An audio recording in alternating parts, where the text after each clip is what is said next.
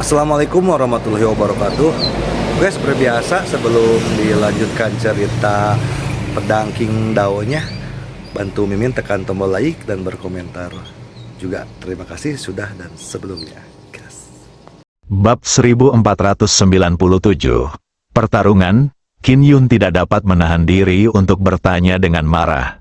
Lalu mengapa tidak ada seorang pun yang memberitahu kita? Pelayan itu meliriknya dan bertanya, siapa yang tahu Anda akan menunggu begitu lama? Qin Yun sangat marah. Tapi untungnya dia masih rasional. Dia tahu bahwa keluarga Jun adalah seseorang yang tidak mampu disinggungnya. Jadi dia hanya bisa menahan amarahnya. Dia berbalik menatap Ye Guan. Ye Guan tersenyum dan berkata, ayo pergi. Qin Yun menahan amarahnya dan berkata, oke. Ye Guan dan Qin Yun meninggalkan keluarga Qin. Setelah mereka pergi, Ye Guan berkata pelan, itu tidak masuk akal. Pemilik Dao Pen tidak mungkin masih memiliki kekuatan untuk mengendalikannya. Qin Yun tiba-tiba bertanya, teman Ye, apa yang kamu katakan? Ye Guan berkata, maksudku, tidak ada alasan bagi keluarga Jun untuk memperlakukan kita seperti ini. Kita tidak punya dendam terhadap mereka. Mengapa harus mempermalukan mereka seperti ini? Qin Yun mendesah pelan, mereka tidak mempermalukanku.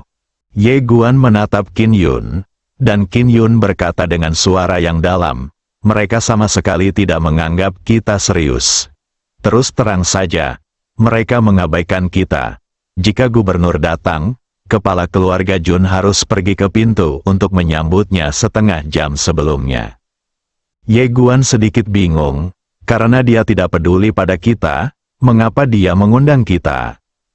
Qin Yun berkata dengan suara berat, mungkin pada awalnya kamu berpikir bahwa kamu adalah orang yang dekat dengan gubernur. Tetapi kemudian kamu mungkin berpikir bahwa kamu hanya seorang pengawal di sampingnya. Ye Guan mengangguk sedikit.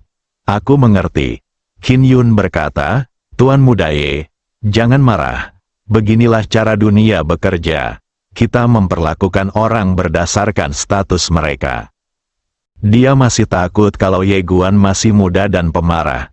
Jika dia menyinggung keluarga Jun, itu bukan hal baik untuk Ye Guan. Bagaimanapun, Ye Guan hanya bisa dianggap sebagai bawahan Sang Han. Tetapi keluarga Jun berbeda. Mereka adalah mitra. Ye Guan tersenyum dan berkata, tidak ada yang perlu dimarahi, kita bisa memilih tempat lain saja. Qin Yun menghela napas lega. Dia melirik Ye Guan dan agak terkejut. Sikap pemuda di depannya ini benar-benar tidak ada bandingannya dengan orang biasa. Dia bisa merasakan bahwa Ye Guan tidak benar-benar marah. Atau lebih tepatnya, Ye Guan sama sekali tidak menganggap serius keluarga Jun. Perasaan ini membuatnya merasa sedikit aneh. Mereka berdua datang ke sebuah restoran dan duduk. Ye Guan mengeluarkan peta dan melihatnya. Akhirnya matanya tertuju pada satu tempat. Apa pendapatmu tentang tempat ini? Qin Yun menatap ke arah tatapan Ye Guan. Dia berpikir sejenak, lalu berkata, itu bukan hal yang mustahil. Tapi tetap saja tidak sebagus tempat keluarga Jun. Ye Guan tersenyum dan berkata, memang benar tempat itu tidak sekaya tempat itu. Tetapi tidak masalah. Aku percaya bahwa tempat di mana akademi itu berada akan menjadi tempat suci seluruh kekaisaran di masa depan. Mendengar ini, Qin Yun terkejut. Ye memandang peta di depannya dan sudah memiliki rencana terperinci dalam benaknya. Kali ini, ia bersaing secara adil dengan pemilik pena Dadao, dan yang diperjuangkannya adalah Dadao. Tentu saja, akan lebih baik apabila ia dapat membunuh orang lain secara langsung. Tetapi hal tersebut tidak realistis. Sama seperti jika orang lain ingin membunuhnya secara langsung, hal tersebut juga sama mustahilnya. Sulit untuk menentukan pemenang pertarungan ini dengan hidup atau mati. Karena pemenangnya tidak dapat ditentukan oleh hidup atau mati, maka satu-satunya cara untuk menentukan pemenangnya adalah melalui Dao Agung. Tetapi dia tahu betul bahwa jika dia ingin mendapatkan pijakan di kekaisaran, dia harus bergantung pada Sang Han. Sang Han, wanita ini juga tidak sederhana. Dia masih waspada terhadapnya, dan sulit baginya untuk mendapatkan kepercayaannya sepenuhnya. Yang dapat dilakukannya adalah terus-menerus menunjukkan nilai dirinya, sehingga wanita tersebut membutuhkan nilai dirinya, dan akhirnya tidak dapat meninggalkannya. Selain itu, kekaisaran saat ini sedang berperang dengan keluarga surgawi, yang juga merupakan faktor yang sangat tidak stabil. Bencana, ketika Ye Guan memikirkan hal ini, dia merasa itu sungguh sulit, terutama dalam situasinya saat ini di mana dia tidak memiliki koneksi. Ye Guan tiba-tiba menatap Qin Yun. "Tuan Qin, berapa biaya untuk membangun sebuah perguruan tinggi?" Qin Yun tersenyum dan berkata, "Sebenarnya tidak perlu banyak biaya. Beberapa ratus ribu kristal roh abadi sudah cukup. Jangan khawatir, saya akan membayarnya." Ye Guan berkata, "Anggap saja aku meminjamnya darimu." Qin Yun buru-buru berkata, "Tidak perlu melakukan itu hanya beberapa ratus ribu kristal roh abadi, akan canggung untuk bertanya apakah akan meminjamkannya atau tidak." Ye Guan tersenyum dan tidak berkata apa-apa lagi. Qin Yun berkata, "Jika Anda yakin, Tuan Ye, maka saya bisa mulai sekarang. Serahkan saja masalah sepele ini kepada saya. Saya ahli dalam hal itu." Ye Guan mengangguk. "Terima kasih banyak." Qin Yun tersenyum dan berkata, "Teman Ye, mengenai masalah cucu perempuanku." Ye Guan berkata, "Kamu minta dia datang kepadaku. Aku akan membawanya bersamaku, dan jika ada kesempatan, aku akan merekomendasikannya kepada Lord Sang Han." Dia tentu tahu bahwa tujuan sebenarnya pihak lain adalah menjalin hubungan dengan Sang Han, bukan dengannya. Tentu saja ini normal dan dia mengerti. Mendengar bahwa Ye Guan secara langsung membuat lubang di kertas jendela, mata Qin Yun berkilat rumit. Pemuda ini benar-benar tahu bagaimana menangani berbagai hal, mudah untuk berurusan dengan orang seperti itu. Qin Yun menenangkan pikirannya dan berkata, "Aku akan memintanya untuk datang menemuimu malam ini." Ye Guan menatap Qin Yun. Di malam hari, Qin Yun tersenyum dan berkata, "Ya." Ye Guan mengangguk. "Baiklah, saat dia tiba di rumah gubernur, kirimi aku pesan dan aku akan keluar untuk menjemputnya." Rumah gubernur tidak seperti tempat lain, dan orang biasa tidak dapat memasukinya. Qin Yun mengangguk. "Baiklah, saya akan pergi dan mengatur urusan akademi sekarang." Setelah mengatakan itu, dia membayar tagihan dan meninggalkan restoran. Ye Guan datang ke tempat yang telah dipilihnya di peta sebelumnya. Tempat yang ia tuju merupakan sebuah pegunungan terpencil yang bisa dikatakan jauh dari hiruk-pikuk perkotaan. Namun, medan tempat ini sangat tinggi. Jika sebuah perguruan tinggi dibangun di puncak gunung, dia dapat melihat ke bawah dan menikmati pemandangan sebagian besar kota Yongrong. Dia tidak berencana untuk membuka akademi besar pada awalnya. Sebuah akademi besar tidak hanya mahal, tetapi dia tidak akan mampu mengelolanya saat ini. Ia memutuskan untuk membuka akademi yang lebih kecil terlebih dahulu, kemudian menggunakannya sebagai landasan untuk mengembangkan dan memperluasnya secara perlahan. Xiao Ta tiba-tiba bertanya, "Setelah akademi dibangun, bagaimana kamu akan meyakinkan Sang Han untuk menjadi dekan kehormatan?" Ye Guan berkata, "Sulit." Xiao Ta berkata, "Kalau begitu beritahu pada lelaki tua Qin bahwa kau bisa meyakinkannya." Ye Guan berkata, "Jika aku tidak mengatakannya, dia tidak akan membantuku." Xiao Ta, Ye Guan berkata, "Sikap gubernur terhadap saya sekarang hanya sekadar pengamatan. Jika dia menjadi dekan kehormatan, itu berarti dia akan memiliki hubungan yang sah dengan akademi, yang sulit diterimanya. Jadi..." Setelah mengatakan ini, dia berhenti sejenak dan menambahkan, "Tidak apa-apa, saya akan berusaha sekuat tenaga meyakinkannya." Dia tahu bahwa jika Sang Han tidak mendukungnya, akan sulit bagi akademinya untuk berkembang. Jika Anda ingin berkarir di mana saja, akan sangat sulit tanpa latar belakang resmi. Segala macam aturan yang tidak terucapkan dapat membunuh Anda. Oleh karena itu, ia harus memperoleh dukungan dari Sang Han, dan dukungan itu tidak boleh hanya berupa dukungan verbal, tetapi dukungan nyata. Tapi ini masalah yang sulit.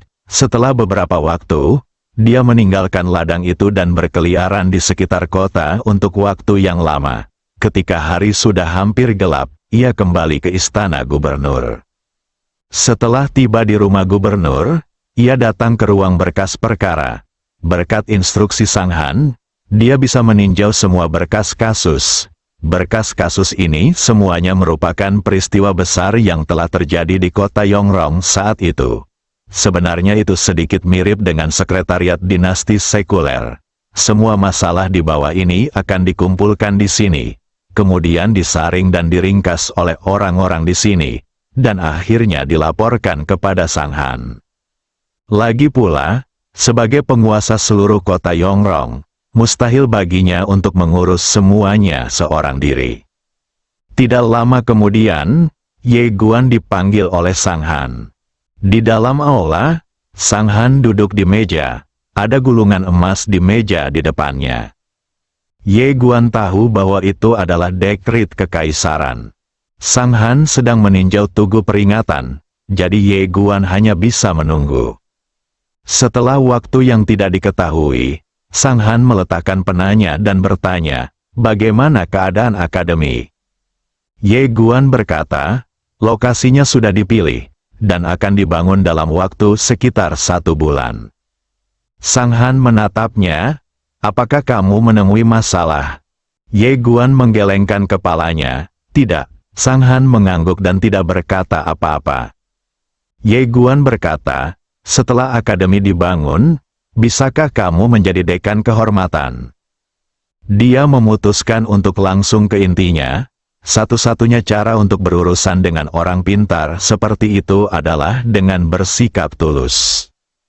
Sang Han menatapnya, kenapa? Ye Guan berkata dengan jujur, akan lebih mudah bagiku untuk menangani semuanya jika kamu menjadi dekan kehormatan. Sang Han berkata, Anda sangat terus terang. Ye Guan berkata, apakah gubernur bersedia? Sang Han menatapnya tanpa berkata apa-apa. Ye Guan melanjutkan, aku akan menjadikan akademi ini sebagai akademi terbaik di kekaisaran, lebih baik dari akademi ibu kota kekaisaran saat ini di kekaisaran. Sang Han bertanya, mengapa? Ye Guan berkata, keluargaku dulu mengelola sekolah, jadi aku punya pengalaman. Dia merasa alasan ini agak lemah, jadi dia menambahkan, keluarga saya juga akan mendukung saya. Xiao Ta, Sang Han sedikit penasaran, siapa saja anggota keluargamu? Tentu saja, dia telah menyelidiki Ye Guan. Namun sayangnya, bahkan dengan intelijen yang dimilikinya, dia masih tidak dapat mengetahui latar belakang Ye Guan. Sepertinya dia benar-benar muncul di sini entah dari mana. Ye Guan berkata, cukup banyak. Sang Han bertanya, apakah akademi ini dibangun untukmu, atau untukku, atau untuk kekaisaran? Ye Guan berkata, untuk semua makhluk hidup di seluruh alam semesta. Sang Han menggelengkan kepalanya, alasan ini tidak meyakinkanku. Ye Guan berkata dengan serius, Gubernur, orang-orang di bawah ini membutuhkan beberapa kesempatan, dan, seperti yang saya katakan sebelumnya, Anda juga perlu mengembangkan sekelompok bakat Anda sendiri. Sang Han menatap Ye Guan, tapi aku tidak percaya padamu. Ye Guan terdiam, pihak lainnya akan menghadapinya. Masalahnya, dia tidak punya kartu untuk ditunjukkan kepada lawannya. Karena pihak lain pasti tidak akan percaya apa yang dikatakannya. Jika mereka percaya, mereka pasti akan langsung membunuhnya. Lagi pula, dia dan pemilik Dao Pen datang ke sini dan memperlakukan tempat ini sebagai medan pertempuran untuk memperjuangkan Dao. Melihat Ye Guan terdiam, Sang Han berkata dengan tenang, kembalilah padaku setelah kamu memikirkannya dengan matang. Turunlah. Ye Guan ingin mengatakan sesuatu, tetapi Sang Han berkata, turunlah.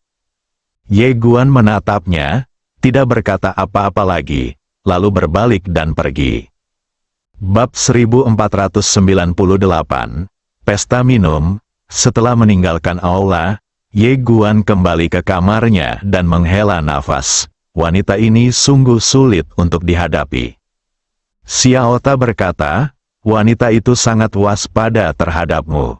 Ye Guan berkata, dia tidak waspada terhadapku, tetapi ingin tahu tujuan sebenarnya.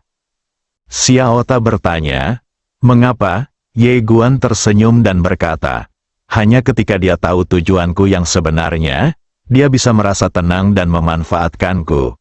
Sekarang dia tahu bahwa tujuanku mungkin terkait dengan akademi, jadi dia memanfaatkan akademi untuk memaksaku mengungkapkan tujuanku yang sebenarnya. Xiaota bertanya, lalu bagaimana kamu akan mengatasinya?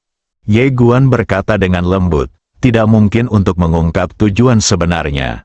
Tetapi jika aku tidak mengungkapnya, dia akan selalu memperlakukanku seperti ini. Dan tanpa dukungannya, akademi tidak akan dapat bergerak maju di tempat ini. Tapi, pada titik ini, dia tersenyum tipis dan berkata, saya masih ingin mencobanya. Xiaota bertanya, coba apa? Ye Guan berkata, mari kita lihat apakah aku bisa mendirikan akademi ini tanpa dukungannya. Xiaota berkata, apakah sesuai dengan dugaanmu bahwa kau tidak bisa meyakinkannya? Ye Guan mengangguk, wanita ini tidak sederhana sama sekali. Jika dia dapat diyakinkan dengan begitu mudahnya, dia harus berhati-hati dan waspada. Xiaota berkata, ini akan sulit. Ye Guan mengangguk, sulit. Dahulu, pendirian akademi dan penciptaan ketertiban semuanya dilakukan setelah menaklukkan kekuatan tertinggi di tempat itu. Dari atas ke bawah, tentu saja itu adalah perkara yang sangat sederhana. Tetapi sekarang, ia harus melakukannya selangkah demi selangkah dari bawah ke atas, yang pastinya jauh lebih sulit. Namun dia tidak punya pilihan lain sekarang dan hanya bisa melangkah satu langkah dalam satu waktu. Yang paling mengkhawatirkannya sebenarnya adalah pemilik Dadao Pen. Begitu orang ini lolos dari masalah, ia akan seperti seekor naga yang kembali ke laut. Dia punya firasat bahwa jika dia bertemu dengan pemilik Dadao Pen di sini, orang ini pasti akan memberinya kejutan besar. Memikirkan hal ini, Ye Guan tidak dapat menahan diri untuk tidak mengerutkan kening. Sekarang dia tidak hanya harus meningkatkan kekuatannya dengan cepat, tetapi dia juga harus mendirikan akademi sesegera mungkin dan kemudian mengembangkannya. Pada saat ini, dia sepertinya merasakan sesuatu, lalu merentangkan kedua telapak tangannya, dan catatan transmisi suara di tangannya berkedip sedikit. Ye Guan berdiri dan berjalan keluar rumah gubernur. Begitu dia keluar, dia melihat seorang wanita. Wanita itu mengenakan gaun ungu dan memiliki rambut panjang terurai di bahunya. Dia memegang sebuah kotak kayu di tangannya. Wajahnya agak pucat dan dia tampak lemah. Wanita itu berjalan mendekati Ye Guan dan menatapnya. Halo, Tuan Ye, nama saya Qin Sui. Kakek saya meminta saya untuk datang menemui Anda. Ye Guan tersenyum dan berkata, halo, ikutlah denganku. Ye Guan membawanya ke rumah gubernur. Setelah tiba di ruangan itu, dia berbalik dan menatap Qin Sui. Nona Qin Sui, silakan duduk. Setelah Qin Sui duduk, dia meletakkan kotak kayu di tangannya dengan lembut. Lalu berkata, Tuan Ye, kakek meminta saya untuk menjadi asisten Anda selama ini. Jika Anda memiliki kebutuhan, Anda dapat memberitahu saya secara langsung. Ye Guan bertanya, apa yang kamu tahu? Qin Sui berkata, saya tahu sedikit tentang segalanya. Ye Guan tersenyum dan berkata, kau tahu sedikit tentang segalanya. Qin Sui mengangguk, Ye Guan mengeluarkan peta dan melihat tempat yang telah ditandainya. Kakekmu seharusnya memberitahu kamu bahwa aku ingin membangun sebuah perguruan tinggi. Sekarang lokasinya sudah dipilih dan tidak ada masalah dengan pendanaan. Menurutmu, apakah perguruan tinggi ini bisa dibangun? Qin Sue menggelengkan kepalanya. Tidak. Ye Guan menatap Qin Sue. Dan Qin Sue berkata, Tuan Ye, maafkan saya karena terus terang. Tetapi ada banyak masalah yang harus Anda hadapi dalam membangun akademi ini. Beberapa masalah dapat diselesaikan dengan uang. Tetapi beberapa masalah tidak dapat diselesaikan dengan uang, seperti proses persetujuan. Tanpa orang, akan sulit bagi Anda untuk berhasil dalam proses persetujuan ini.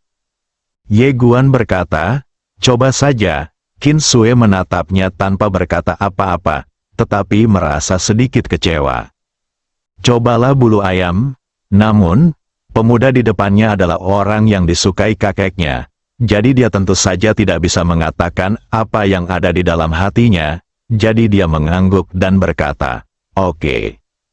Sambil berbicara, dia membuka kotak kayu itu dan mengeluarkan setumpuk besar dokumen dari dalamnya. Kakek sudah melakukan semuanya. Sekarang tinggal menunggu persetujuan dari Kementerian Konstruksi, baru bisa langsung memulai pembangunan. Kementerian Perindustrian dan Konstruksi adalah departemen yang bertanggung jawab atas semua proyek konstruksi. Tanpa persetujuan mereka, tidak ada proyek yang dapat dimulai. Ye Guan segera berkata, kalau begitu, mari kita pergi ke Departemen Konstruksi. Dia melirik Ye Guan dan tidak mengatakan apapun. Ye Guan menyadari bahwa pergi ke Departemen Konstruksi sekarang bukanlah ide yang bagus. Jadi dia tersenyum dan berkata, kamu istirahat dulu di sini, kita akan pergi ke Departemen Konstruksi besok pagi. Qin Sue mengangguk. Ya, setelah berkata demikian, ia ragu-ragu sejenak lalu bertanya lagi. Apakah Gubernur Jenderal tidak bersedia menjadi dekan kehormatan? Ye Guan berkata, tentu saja tidak, dia sangat bersedia. Qin Sue menatapnya. Oh, Ye Guan tahu bahwa dia sudah menebaknya, jadi dia tersenyum canggung dan berkata, dia tidak mau melakukannya untuk saat ini. Tetapi tidak masalah, jangan terburu-buru, hal baik akan datang kepada mereka yang menunggu. Qin Sue mengangguk dan tidak mengatakan apa-apa lagi. Tujuan utamanya mengikuti Ye Guan sebenarnya adalah untuk memasuki rumah gubernur. Yang dia butuhkan saat itu hanyalah rekomendasi Ye Guan, tidak lebih. Keesokan paginya, Ye Guan dan Qin Sue langsung pergi ke Departemen Konstruksi. Dalam perjalanan, Ye Guan berkata, apakah ada masalah dengan dokumen-dokumen ini? Qin Sue berkata, tidak masalah. Ye Guan mengangguk, itu bagus. Qin Sue meliriknya dan tidak berkata apa-apa. Setelah beberapa saat, keduanya tiba di Departemen Teknik. Tempat itu penuh sesak dengan orang. Keduanya menunggu dalam antrean untuk waktu yang lama. Akhirnya pada siang hari, mereka bertemu dengan seorang supervisor dari Departemen Teknik. Di dalam ruangan, pengurus itu melihat tumpukan dokumen di hadapan Ye Guan dan berkata dengan tenang, saya hanya melihat sekilas dan ada yang salah dengan dokumen Anda. Ye Guan sedikit terkejut, lalu bertanya, apa masalahnya? Manajer itu meliriknya dan berkata, untuk proyek sebesar itu, Anda harus melaporkannya sebulan sebelumnya. Tetapi Anda tidak melaporkannya. Selain itu, setiap dokumen harus disetujui dengan stempel yang berbeda, dan kami tidak memiliki semua stempel tersebut, jadi kami tidak dapat menyetujuinya untuk Anda. Datanglah lain kali. Sambil berbicara, ia mengambil mangkuk teh dan menyeruputnya, yang berarti ia mengantar tamunya pergi. Ye Guan tentu saja tidak akan menyerah begitu saja, dia hendak mengatakan sesuatu. Tetapi Qin Sue menarik lengan bajunya dan pergi. Setelah Ye Guan dan Qin Sue pergi, manajer itu tertawa dan berkata, proyek ini benar-benar besar. Seorang pelayan di sebelahnya bertanya dengan bingung, bos, Semua dokumen ini benar, dan sepertinya tidak perlu dilaporkan. Lagi pula, segel kami semuanya lengkap. Pelayan itu menatapnya dengan tenang dan berkata, jika kita bisa menyelesaikannya sekaligus, apa yang akan kita makan dan minum? Xiao Xi, setelah meninggalkan departemen teknik, Ye Guan tetap diam. Qin Sui berkata, saya baru saja mengirim undangan kepada pengurus, mengundangnya untuk berkumpul di Menara Xianhe malam ini.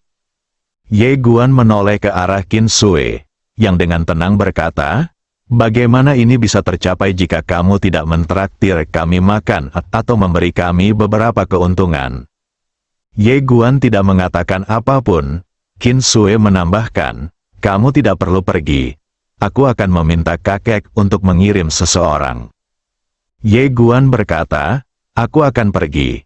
Qin Sui menatap Ye Guan, dan Ye Guan berkata lagi, aku akan pergi.